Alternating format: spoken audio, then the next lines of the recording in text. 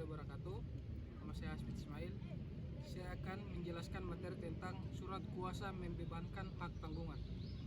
Pengertian mengenai surat kuasa membebankan hak tanggungan tidak diartikan secara khusus dalam Undang-Undang Nomor 4 Tahun 1996 tentang hak tanggungan atas tanah beserta benda-benda yang berkaitan dengan tanah. Surat membebankan hak tanggungan adalah persetujuan dengan nama seorang memberikan kekuasaan kepada orang lain untuk membebankan hak tanggungan. Bentuk surat kuasa membebankan hak tanggungan. Bentuk surat kuasa adalah bebas, yang berarti tidak dapat dalam bentuk tulisan maupun tertulis, kecuali undang-undang menentukan lain.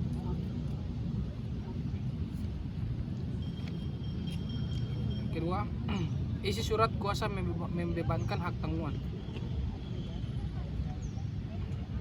Yang pertama, tidak dapat memuat kuasa untuk melakukan perbuatan hukum lain daripada membebankan hak tanggungan.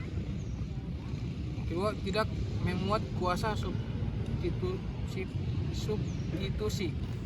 Yang dimaksud dengan pengertian substitusi menurut undang-undang ini adalah pengertian penerima kuasa melalui pengalihan, bukan merupakan substitusi.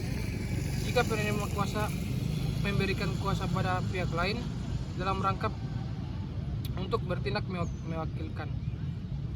Yang ketiga, mencantumkan secara jelas objek hak tanggungan, jumlah utang dan nama serta identitas debitur apabila debitur bukan pemberi hak tanggungan.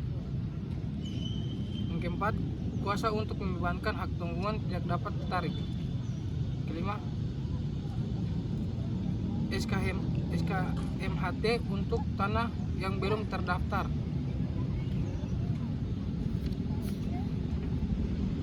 Urus syarat-syarat pembuatan surat kuasa membebankan hak tanggungan, baik dilakukan dengan akta notaris maupun akta PPAT, harus memuat hak-hak yang sesuai dengan persyaratan sebagaimana disebutkan dalam pasal 15 ayat 1 UU HT.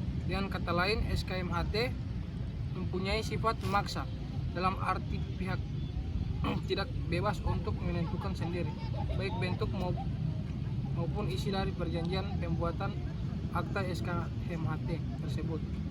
Akibat tidak dapat dilakukan perbuatan akta sesuai dengan ketentuan tersebut menyebabkan akta tersebut tidak mempunyai akibat hukum atas batal dan demi hukum.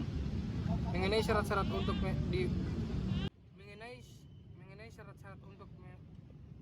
surat kuasa membebankan hak tanggungan adalah contohnya adanya perjanjian kredit yang telah disepakati oleh kedua belah pihak, baik kreditur maupun debitur, dan disepakati oleh dalam perjanjian kredit tersebut telah tercantum dengan jelas mengenai identitas peminjaman, nominal pinjaman, plafon, bunga, jangka waktu peminjaman, dan perlengkapan lainnya.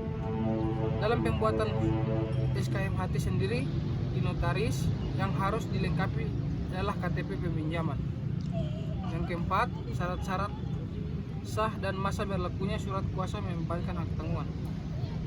Berdasarkan ketentuan pasal 15 ayat 1 UU HT yang menyatakan bahwa SKMHT wajib dibuat dengan akta notaris atau akta PPAT dan memenuhi persyaratan, yaitu memuat kuasa untuk melakukan perbuatan hukum lain daripada membebankan hak tanggungan. Tidak memuat kuasa substitusi. Mencantumkan secara jelas objek hak tanggungan, jumlah uang dan nama serta identitas krediturnya. SKMHT yang tidak memenuhi sebagaimana ditentukan dalam pasal 15 ayat 1 UU HT merupakan konsekuensi yang sangat menentukan, yaitu batal demi hukum atau tidak sah. Demikian materi yang saya sampaikan. Lebih dan kurangnya saya mohon maaf. Assalamualaikum warahmatullahi wabarakatuh.